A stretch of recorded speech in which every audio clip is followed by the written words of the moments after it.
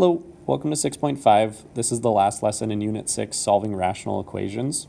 So the first thing that we're going to do on this one is do kind of an example that you might have seen in the past where it's a linear equation with fractions.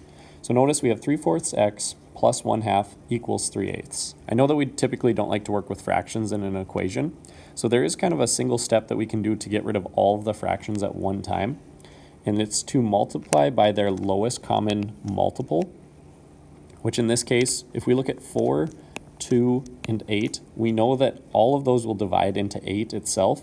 So if we multiply by 8, which when you're working with fractions, you're actually multiplying by 8 over 1, numerator times numerator, denominator times denominator, and then you're distributing that to each term in the equation.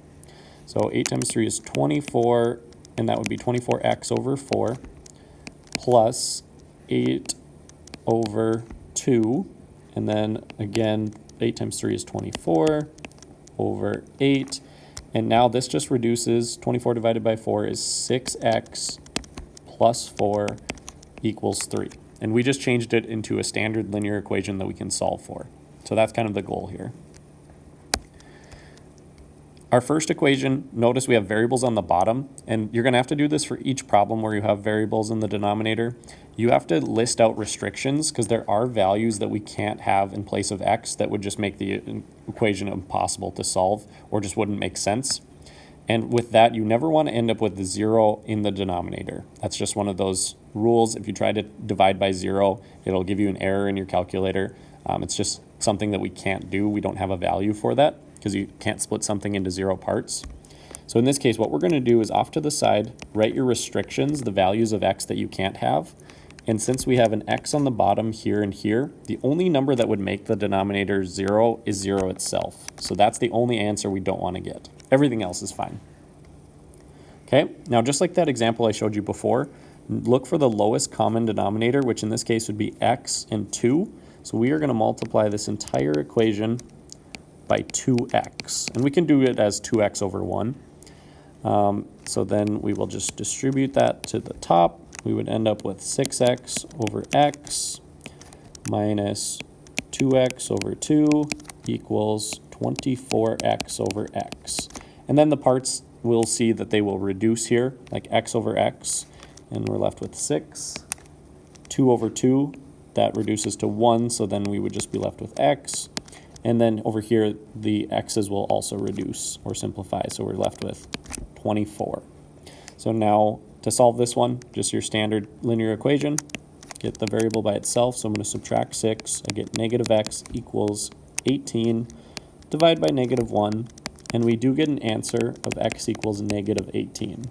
Now just double check with your restrictions, that piece that we did over here, because we didn't get 0, it's completely fine. That's a value or a valid answer. So we're good to go on to the next one. Okay.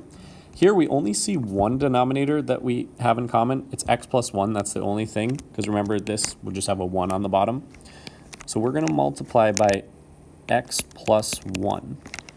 And what we can do to save ourselves some time, we know that the x plus 1s are going to reduce on both of these fractions. So basically it's just going to simplify down on each of these to give those a denominator of 1. And the only thing we're going to have to multiply it out with is this 4. So we would end up with 5x equals 4 times x plus 1 minus 5. Again, the reason we don't have to worry about these two is because we would end up with x plus 1 on the top and the bottom, so those would just reduce down. Now I'm going to distribute this 4 through. I would end up with 5x equals 4x plus 4 minus 5. Remember to simplify or combine your like terms if you end up with a situation like this. So we get 5x equals 4x minus 1. I'm going to subtract 4x from both sides. And I do get x equals negative 1. Now, I did forget to do something at the very beginning. I forgot to list out my restrictions. So let's go back and think about that for a second. If I'm looking at x plus 1, how you're going to figure out what value you want to avoid is set whatever that denominator is equal to 0. So in our case, if I set x plus 1 equal to 0, subtract 1, x equals negative 1 is the value that I can't have.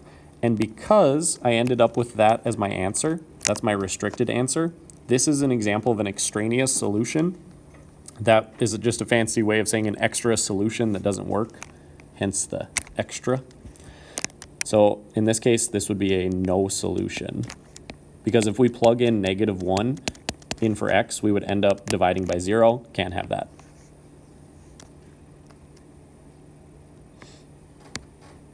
All right.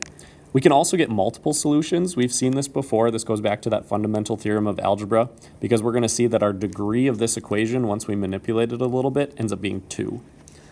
So here we have x minus 2, and then we also want to try to factor if we see anything that factors. So x squared minus 4 is x plus 2, x minus 2. So in this case, that's what we're going to multiply everything by, is x plus 2, x minus 2. So when I have that here, I'm going to distribute that to each of the terms, and maybe I'll expand this one. I'll write it out the long way so you can kind of see what's going to happen. So I would have each of those parentheses all over x minus 2 on that first one. Okay, that's just for this part here. Then it would be 6 times x plus 2 x minus 2 over x plus 2, x minus 2. That's the second fraction. And then the last one, since it's 1 that we're multiplying with, it's just going to be x plus 2, x minus 2. Okay, so this looks intense, but we know that some things are going to reduce here. So we see an x minus 2, those are going to go away, or simplify, because that will just become 1s. On this one, x plus 2 and x plus 2, we have that on the top and the bottom, x minus 2, x minus 2. So then we're only left with this 6 here. And then these ones we would just multiply back together. We'd have to FOIL it, but we know what that's going to become because we factored that earlier. It's just going to end up being x squared minus 4. On the left side, though, I don't know what this is yet, so I'm going to distribute.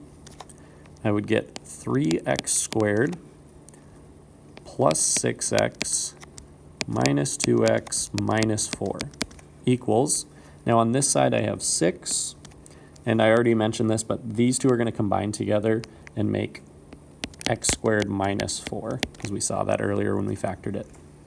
Now it's just a quadratic equation. You guys have solved a lot of these, so let's combine our like terms on both sides and then get it equal to 0. So 3x squared plus 4x minus 4 equals, these two will combine and give us x squared plus 2.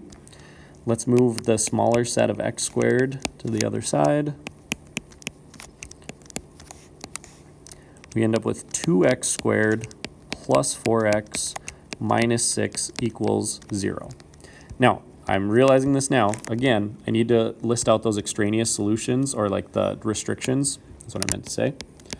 In this case, we have x plus 2 and x minus 2. So the two values we need to make sure that we are restricted with that would make the bottom 0 are positive 2 and negative 2. It's basically like when we were solving for the solutions in those parentheses. So make sure to think about this. This is part of our answer. We don't want to end up with either of those. Now, 2x squared plus 4x minus 6, I recognize that I can take a 2 out of everything, so that's what I should do here. I get x squared plus 2x minus 3 equals 0. And then let's see if we can factor x squared plus 2x minus 3. So factors of negative 3 that have a difference of 2 are positive 3 and negative 1. So then it would be x minus, or plus 3, excuse me, and x minus 1.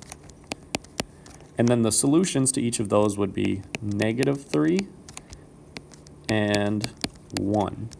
Now be cautious, because again, we want to check out our restrictions. It's 2 and negative 2.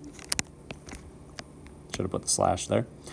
And those were not either answer that we ended up with, so both of these are valid solutions. We're good to go. Okay, on to the very last example. And this is the nice part about solving, is you still have to do the restrictions, but what we can do is the cross multiplication method that you've learned in the past. This is where we multiply, in this case it would be a times d and b times c. We multiply the means together, and you get AD equals CB. And this only works when you have one fraction equal to another fraction. You don't have to have common denominators. That's what's nice about this. You can immediately go to the cross multiplication method if you recognize that you only have a fraction equal to a fraction. So here we're going to set these equal. I also want to think about the restrictions. So here, if I factor out an x, I'd be left with x plus 4, which is great. So that's the same thing over here, which means my restrictions are -4, because that would make it 0. And then since I have this lone x on the outside, that would be 0 itself. So those are the two restrictions for numbers we can't end up with. Now let's do the cross multiplying. We would end up with, change my color back here, 3 times x plus 4 equals, and then I would multiply x squared plus 4x times 1. Granted, I know that multiplying by 1 isn't going to change that. So I get 3x plus 12 equals x squared plus 4x. Again, let's set this equal to 0. So I'm going to move the 3x and the 12 to the other side. We end up with 0 equals x squared plus x minus 12. So the factors of 12, negative 12, that have a difference of 1 would be positive 4, negative 3. So then we would end up with x plus 4, x minus 3, and then the solutions would be negative 4, positive 3. Make sure to double check.